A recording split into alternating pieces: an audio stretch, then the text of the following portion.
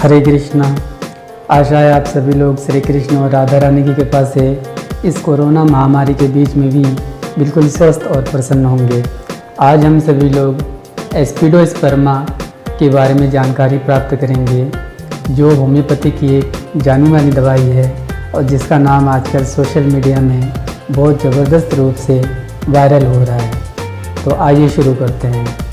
Aspidosperma यह दवाई जिस पेड़ से बनता है, यह मुख्य रूप से साउथ अमेरिका, वेस्ट इंडीज़ और मैक्सिको के देशों में पाए जाते हैं। यह दवाई लगभग 200 वर्ष पुराना है। जब हमारे फेफड़ों में कोई परेशानी होती है या फेफड़ा कमज़ोर होने लगता है, तो कमज़ोरी या परेशानी का मुख्य कारण क्या है कि हमारे फेफड़े में गंदगी जमा होती है। जैसे जो लोग धूम्रपान वगैरह करते हैं, तो उसके कार्बन के अंश हमारे फेफड़ों में जमा रहते हैं, जिसके वजह से हमारे खून या ब्लड में ऑक्सीजन ठीक से नहीं मिल पाता है, जिसके कारण हमारी हार्ट बीट भी बढ़ जाती है, क्योंकि उनको ऑक्सीजन चाहिए होता है। तो इन सब परेशानियों से बचने के लिए एस्पिडोस्पर्मा एक बहुत अच्छी और कारगर दवाई है, जिसको सेवन करने के तुरंत बाद ही फेफड़े या लंग्स में उपस्थित जो भी गंदगी होती है या जो परेशानी होती है, उसको साफ़ करने का काम आरंभ हो जाता है। और जब ये सफाई हो जाती है, तो इसके साथ साथ हमारे खून में या ब्लड में ऑक्सीडेशन की मात्रा बढ़ जाती है, जिससे पेशेंट या मरीज़ जल्दी जल्दी रिकवरी करता है। उसकी हार्ट बीट या सांस लेने की जो गति होती है, वो भी कंट्रोल में रहता है, क्योंकि ब्लड में या खून में ऑक्सीडेशन की मात्रा के कारण बढ़ जाने के कारण यह सामान्य स्थिति में आ जाता है। यह दवाई यानी कि एस्पिडोस्पर्मा को डिजिटलिस ऑफ द लंग्स भी कहा जाता है। यह दवाई हमारे श्वास केंद्रों को उत्तेजित कर वहाँ पर उपस्थित बाधा को हमेशा के लिए हटा देता है, जिससे हमारे खून या ब्लड में ऑक्सीडेशन की मात्रा बढ़ जाती है और मरीज़ को आराम मिलता है।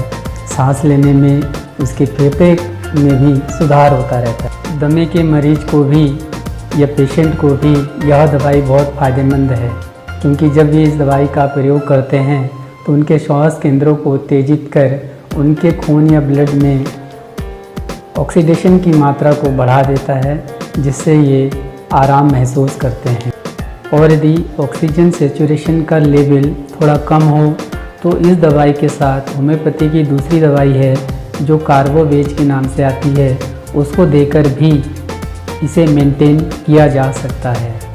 लेकिन ध्यान रखिए, जब ज़्यादा स्वास्थ्य खराब हो, यानी कि जब आपके फेफड़े या लंग्स में ज़्यादा परेशानी हो, तो आप तुरंत अपने डॉक्टर से संपर्क करिए, क्योंकि बिना डॉक्टर के सलाह से आप कभी भी कोई दवाई ना लेंगे तो अच्छा ही रहेगा।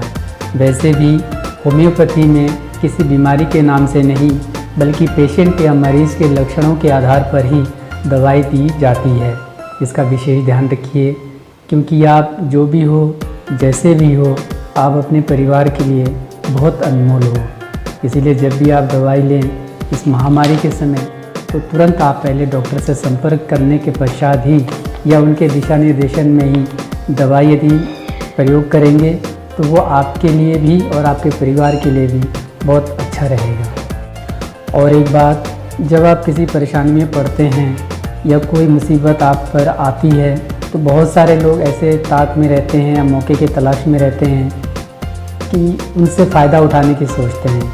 और वैसे भी इस कोरोना महामारी के बीच में बहुत सारे लोग ऐसे हैं जिनको देखने पर लगता है कि इनकी नैतिकता बिल्कुल मर गई है, क्योंकि वो दूसरों को देखते नहीं हैं, मजबूरी को समझते नहीं हैं। वो सोचते हैं अगर हम हैं तो सब हैं। इसीलिए वो हमेशा फ़ायदा उठाने के चक्कर में रहते हैं। इसीलिए सावधान रहिए, जो भी गाइडलाइन है कोरोना के अनुसार उसका पालन करिए, स्वस्थ रहिए। यदि आप स्वस्थ रहेंगे तो बीमार कम पड़ेंगे, और बीमार कम पड़ेंगे तो दूसरों को भी मौके का फ़ायदा उठाने का अवसर बहुत कम मिलेगा, या ना मिले तो और भी अच्छा है। इसीलिए स्वस्थ रहिए, मस्त रहिए। तो आज के वीडियो में बस इतना ही। अपना ध्यान रखिए। हरे कृष्णा।